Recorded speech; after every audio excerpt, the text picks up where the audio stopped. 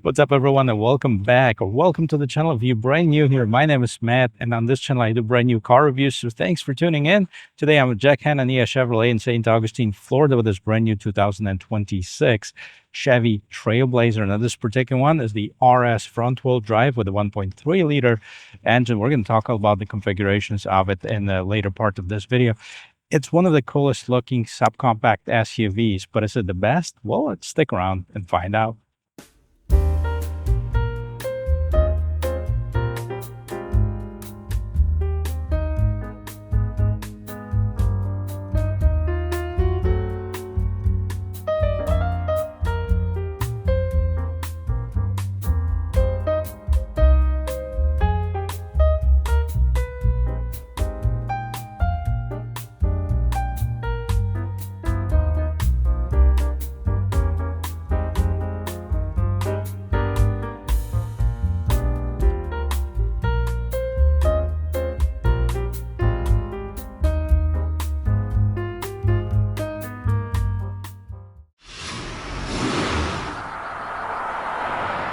So why is it the coolest subcompact SUV on the market, in my opinion? Well, it's the looks, for sure. It looks big. It looks like a big SUV. It has the big SUV feel without being one, without costing as much as one either.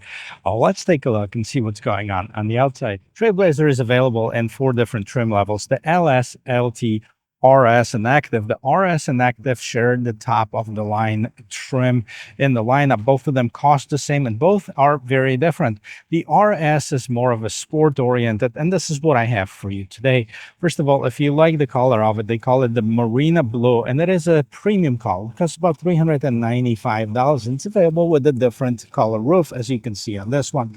We have the LED lights, so LED daytime running lamps, turn signals, and the headlamps. And I like this smoked grille right in front with a black Chevy bow tie, RS in red, and the finish of this vehicle in what looks like a carbon fiber, but it's just an imitation of a carbon fiber trim right here at the bottom of the bumper. The grille itself is in shiny black, and underneath the hood we have 2 engine choices. Both available engines are 3 cylinders. One of them is a 1.2 liter 3-cylinder with 137 horsepower, 162 pound-feet of torque. And this is the more powerful 3-cylinder turbocharged engine with 155 horsepower and 174 pound-feet of torque. If you get the front-wheel drive versions, it comes with a CVT transmission. Yet, if you go with the all-wheel drive, the 1.3 liter, which is the only one available on the all-wheel drive, has the 9-speed automatic transmission. We're definitely going to check out the performance, the quietness of the cabin, and the overall drive quality at the end of this video. But let's see what else we have. We have some sound insulation and this ugly prop stick right on the side here. And here it is on the side of this vehicle. This is where it looks really, really cool. It looks like a proper SUV. Kind of reminds me of a bigger Equinox, maybe even Traverse a little bit.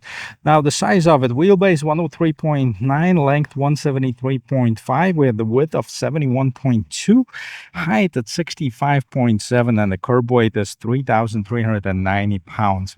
Now, I love this Marina Blue color with this black roof. Let's check out the wheel and tire setup, because this top of the line trim comes standard with 19-inch wheels. How cool is that? Most of the Hondas and Toyotas get 17s, maybe go up to 18s, but no, Chevy gets 19, 245, 45 by 19-inch rim. I like the design of it. I also like how all the cladding is matte black. That kind of prevents the vehicle from being scratched up by the rock chips and stuff.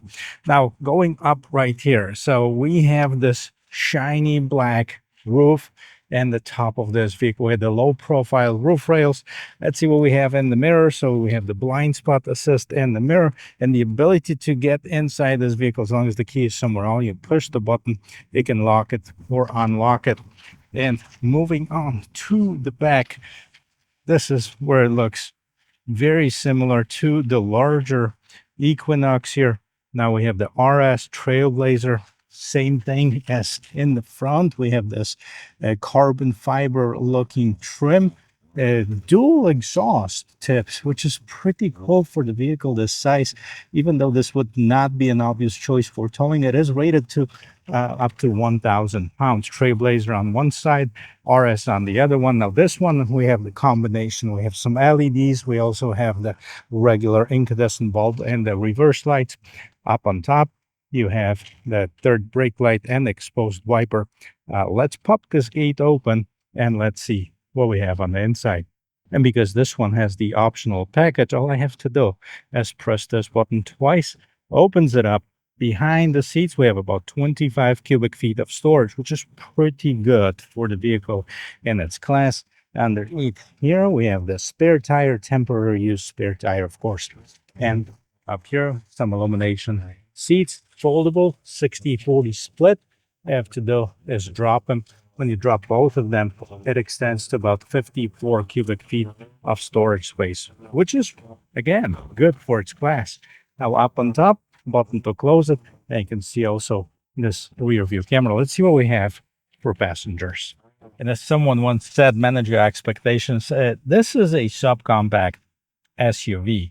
Now, I have this front seat adjusted to my regular driving position. I am 6 feet tall, almost 6 feet tall, and I like to drive comfortably pretty far back, so I can easily move this seat about an inch front and still have enough room. But I have about an inch, maybe a little bit less in front of my knees, even with the seat pushed back. I have plenty of headroom, I have plenty of shoulder room, and let me show you the rest of this interior. And starting with this rear door panel, all hard plastic here with the exception of this armrest right here, a little bit softer. Nothing unusual here, maybe with the exception of like the CX-30 from Mazda that has a little bit softer stuff.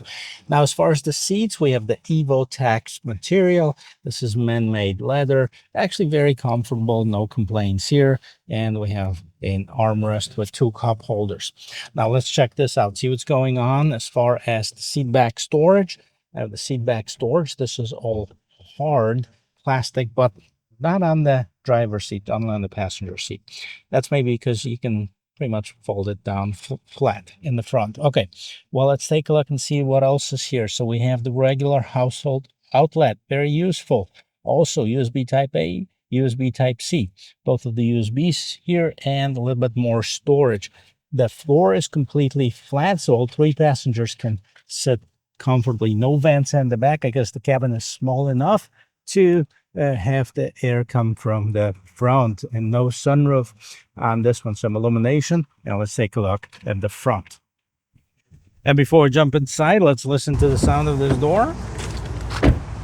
All right, that's pretty good actually. And this is where situation changes a little bit in the front door panel, okay, because we have a little bit softer material right here on the inlay, also the armrest, and of course we have the window mirror lock controls, a little bit of this red trim, the sportier trim, and the ability to open this rear hatch. Now also we have the driver seat, that's the power adjustments.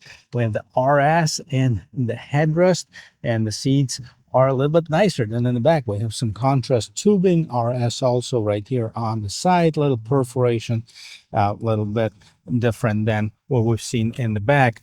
Now, as far as the pedal box, nothing too special about it. Now let me jump inside. I'll show you the rest of this interior. And let's start with the sound of the closing door. Pretty solid from the inside.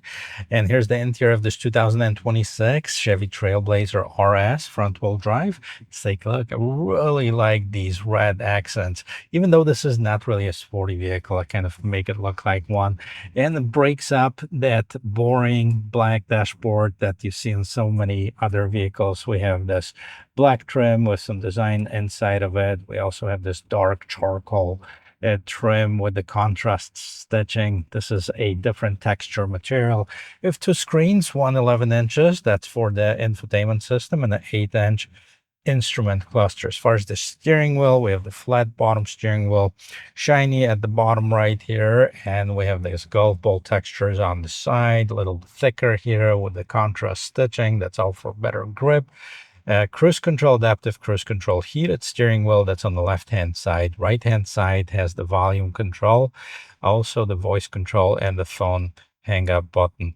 Now this is your 8-inch instrument cluster, pretty basic. So you see just the speed and the tachometer, temperature on one side, fuel gauge on the other. As you can see, we're running low on fuel. It's still enough to take us for a short test drive. And you know, we have the compass, the direction that the vehicle is going, and just the basic stuff in here. Nothing too crazy. You can put some more stuff by playing with some of the features in the infotainment system, which we get to in just a moment. And here it is. So volume, power knob right here. This is 11-inch, by the way. Now, as far as the stereo, so as far as sources, you have the Sirius XM, AM, and FM. Connect your phone to it. Right now, no phone is connected, but Android Auto, Apple CarPlay comes standard, and that's wireless connection. And we go to the maintenance trip gauges. So here's your trip fuel information. As far as gauges, battery voltage, you can display that. So you send that into the cluster, and now it shows right here in the cluster. If that's something that was important to you and you wanted to see that, you can do the same thing with the coolant temperature. And then we'll go back to the maintenance screen. So tire pressure a little bit high in my opinion, 45 is in here.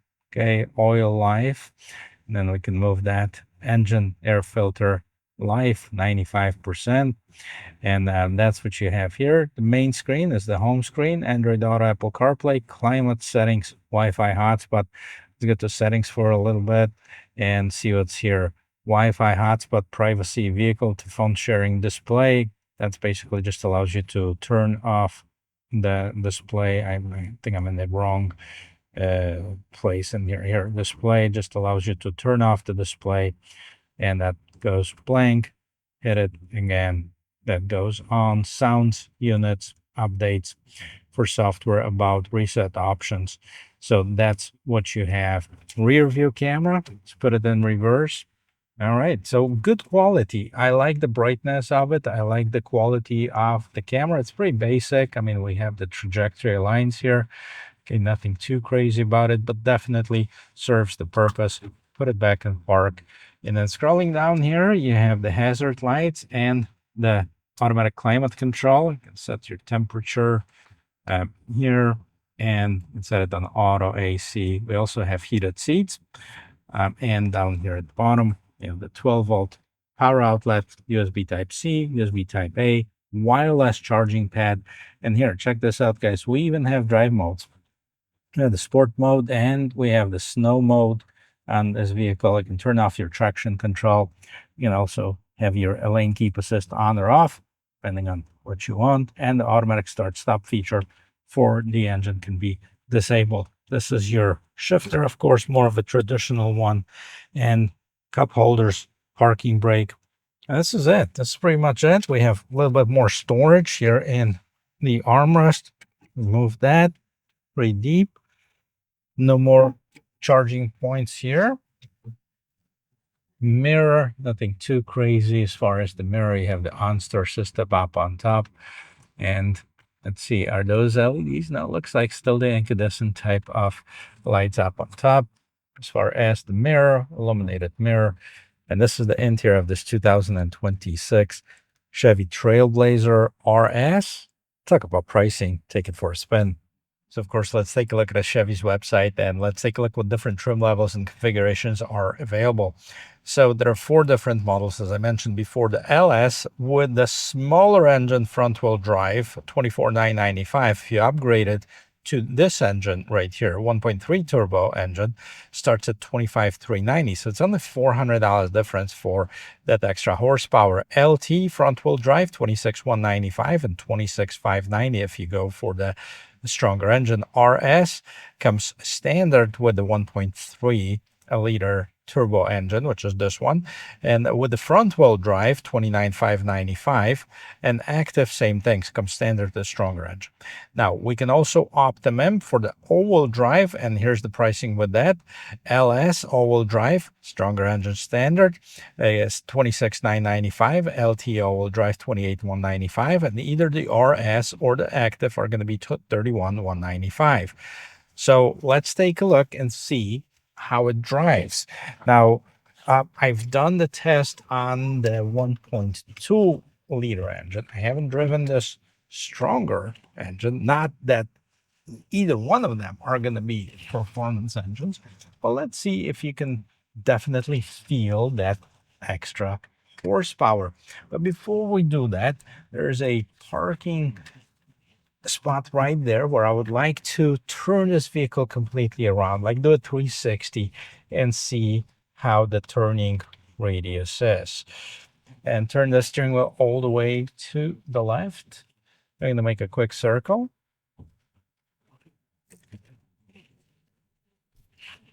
And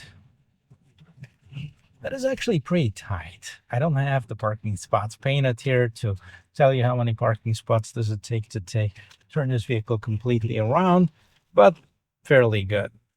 And one thing to notice right away, as soon as I get in this vehicle, how big it is, how much room I have right here in this driver's area. Driver, passenger, definitely no shortage of room. And I just moved this seat an inch or two back from where I was filming. So definitely enough room for the rear passengers as well. For a subcompact SUV, that is very impressive. Merging in traffic. Ooh, we get some wheel spin on this. That 155 horsepower is no joking here. Get it up to speed, caught up with traffic at about 40 miles per hour. We'll see if we can be able to do like the stop and go acceleration. Not that it's super important, but we'll try to find a straight way to do that. Overall, the engine sounds good. The cabin is nicely insulated, and there's no whining or anything like this coming from the transmission. The early CVTs were horrible. You can hear them from a mile away. That's definitely not the case here. Now, I'd probably still opt in for the 9-speed automatic and the all-wheel drive. Just something about, having the ability to have power to all wheels when needed. And the 9-speed automatic transmission, I heard it's smoother. Not many of those are available here in Florida, but if I find one on the lot, I'll try it out and I'll do a review of that one as well. So the Trailblazer is the second subcompact SUV from Chevy. The base model, the smallest one, is the Trax. And for those of you that have been following this channel for a bit, you know that I drive a Trax for work. I still have a full-time job, and my company car is a Trax. And I'm going to be putting out a 12,000 mile review of this vehicle very soon, because it's different to drive it for 15-20 minutes while reviewing it on dealer's lot, and it's completely different when I get to live with the vehicle for several months and get to experience all kinds of different driving conditions, and can share that with you. So I'm really excited about doing this video, and that's going to come out in the near future as well. So for those of you who are interested how these vehicles handle in the long term, definitely check that out as well. Since we have the light right here, we're going to be able to check out the acceleration from 0. I'm not sure of how fast I'm going to be able to go. I think this road is about 50 miles per hour limit. It depends on the lights and traffic of how fast we're going to be able to accelerate. But it's going to give me a good indication of how powerful this vehicle is, and if it's safe enough to merge in traffic and kind of get out of the way. Or not block anything, because that's really the important part, not the 0 to 60 time, especially when you're getting the subcompact SUV with 1.3 liter 3-cylinder turbocharged engine. Let's face it. Let's check it out. Hey. All right. 50. It goes 58 miles per hour, no questions here, guys. We're gonna take it back and conclude this review of this 2026 Chevy Trailblazer, and I have to say I am impressed with this little SUV. First of all, I love the looks of it. I think it's one of the coolest looking subcompact SUVs on the market, especially like when you get this color, the marine blue with the jet black. I think it really pops. And it looks like a bigger SUV that it is. It has that bigger presence than, for example, a Trax, which, you know, that's what I drive. It's available at the all-wheel drive. You know, at the top end, it's about $31,000. So it's really not going to break the bank. The one thing, if I were to complain about something, is that they don't have a hybrid as an engine choice. I think with a lot of people needing the better gas mileage, this is something that would really take it to the next level. And maybe it's coming in the future. And let me know what you think about this 2026 Chevrolet Trailblazer. Would you buy this, or would you opt in for something else, and why? Welcome all the comments, and I try to respond to all of them. Guys, thank you very much for watching. If you like anything about this video, give me the like, and don't forget to subscribe to the channel. I'll see you in my next video. Cheers.